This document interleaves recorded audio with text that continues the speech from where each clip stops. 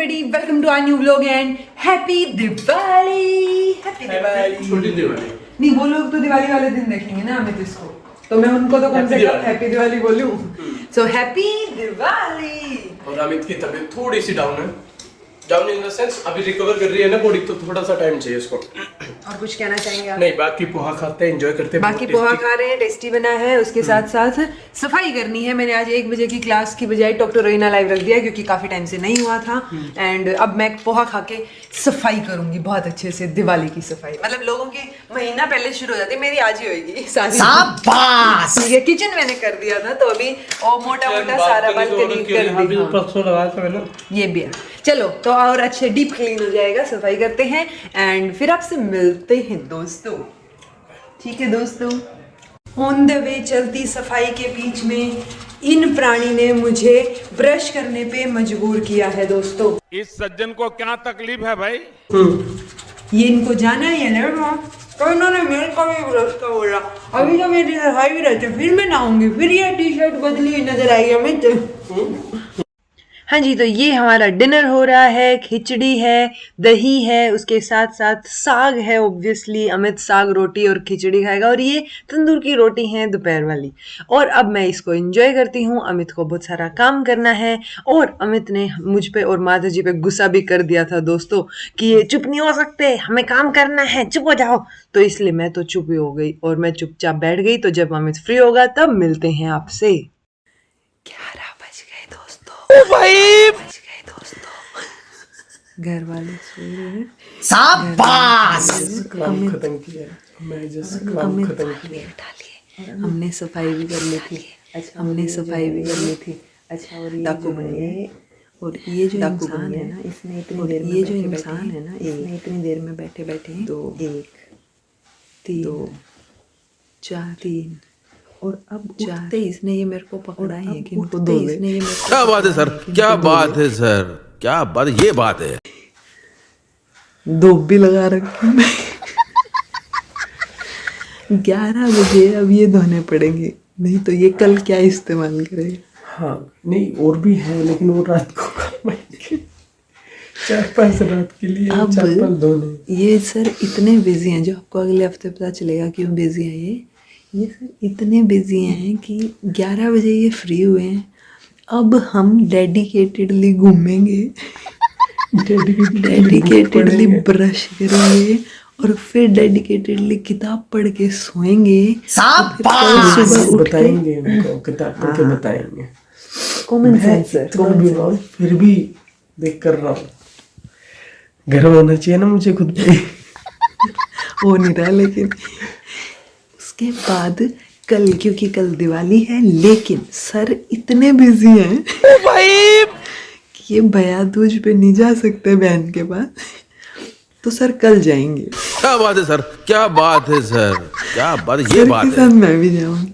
तो सर की बिजीनेस की वजह से आपको हमारे व्लॉग में ऊपर नीचे एक्सट्रीम टाइमिंग्स दिख सकती हैं कि सुबह घबराए ना कि अगर हम कर रहे हैं सब, कि हम 11 बजे वॉक कर रहे हैं, और मैं सर की बिजीनेस की वजह से और जल्दबाजी की वजह से मैंने आपको सफाई भी नहीं दिखाई दोस्तों। शाबाश। दिखाया था मेरी खाना शॉट में दिखाया पक्का।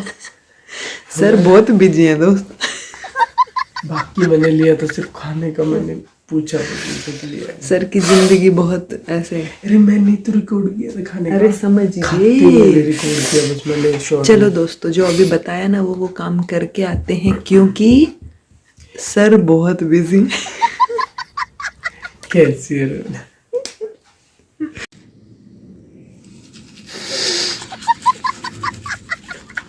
11 बज गए दोस्तों। घूम रहे हैं दोस्तों, घूम रहे हैं।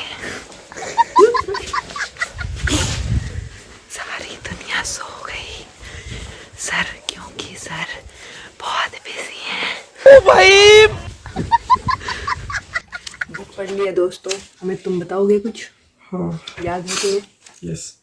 अब अमित सर फ्री होके आप लोगों को कुछ बता रहे हैं दोस्तों, वरना सर बहुत बिजी है। ठीक है जी, तो थोड़ी रहते हैं बुक, 1-2 दिन में हो जाएगी। तो इसका कहना है कि जैसे आप मतलब अगर बिजनेस ओनर हो या किसी कंपनी का ओनर हो, और एक दो बंदा जो है कभी कभार एक बार या दो बार लेट आ गए, तो अब एकदम से कोई ना पॉलिसी मत बनाओ। पॉलिसी होती है उस चीज़ के लिए जो रेपिटेडली हो, ठीक है। मान लिया सारे वर्कर 9 बजे का टाइम है, रूल नहीं है, पॉलिसी नहीं है, बट ऐसे ही आपने बोल दिया कि 9 to 5 है, लेकिन वो टाइम से नहीं आते, कोई 9:30 कोई 10, और ये डेली हो रहा है, फ्रिक्वेंटली हो रहा है। तो आप एक पॉलिसी बनाइए कि अगर महीने में कोई 3 बार से ज़्यादा लेट आएगा तो उसकी इतनी सैलरी कट हो जाएगी। तो उस तरह से पॉलिसीज बनाई जा सकती है, बट ऐसा नहीं हो सकता कि एक बार किसी ने गलती से ऐसा हो गया, वो हल्का सा थोड़ा सा लेट हो गया तो आपने कोई पॉलिसी बना दी।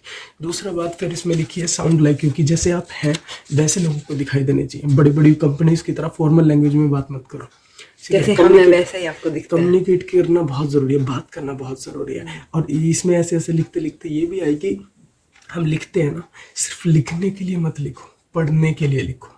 कि आप जब वो लिखा हुआ पढ़ेंगे ना, तो आपको जोर जोर से पढ़ो जो आपने लिखा है, तो आपको समझ आएगा कि क्या किसी से बात करने जैसी फील आ रही है, कम्युनिकेट कर पा रहे हो, तो वो करना बहुत ज़रूरी है। तो इसलिए आपको, और जब भी आप ऐसे कोई भी चीज़ लिखते हो ना, किसी एक पर्सन को टारगेट बना लो, भीड़ को सोचने की ज़रूरत नहीं है, और आप लाइकली जो है अपने टारगेट तक पहुंच जाओ।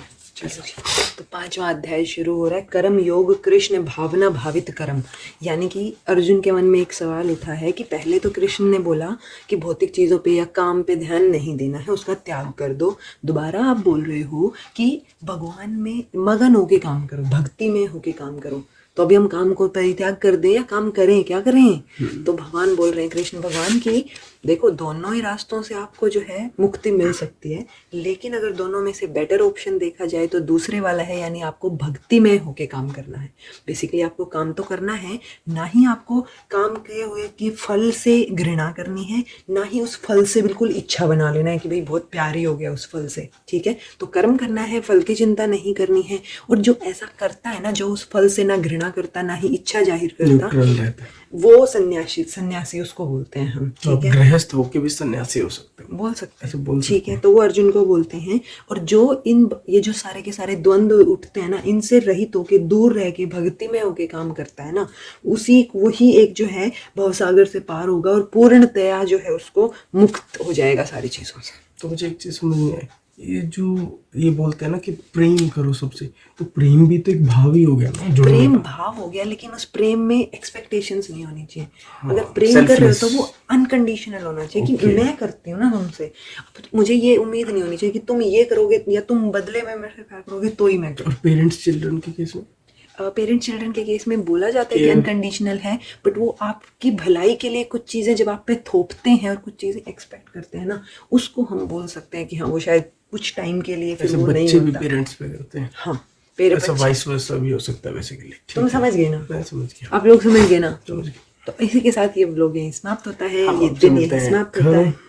तब तक के लिए be happy, keep smiling, happy छोटी दिवाली। और आप लोग ये व्लॉग बड़ी दिवाली को देख रहे हैं तो हैप्पी दिवाली, हैप्पी दिवाली।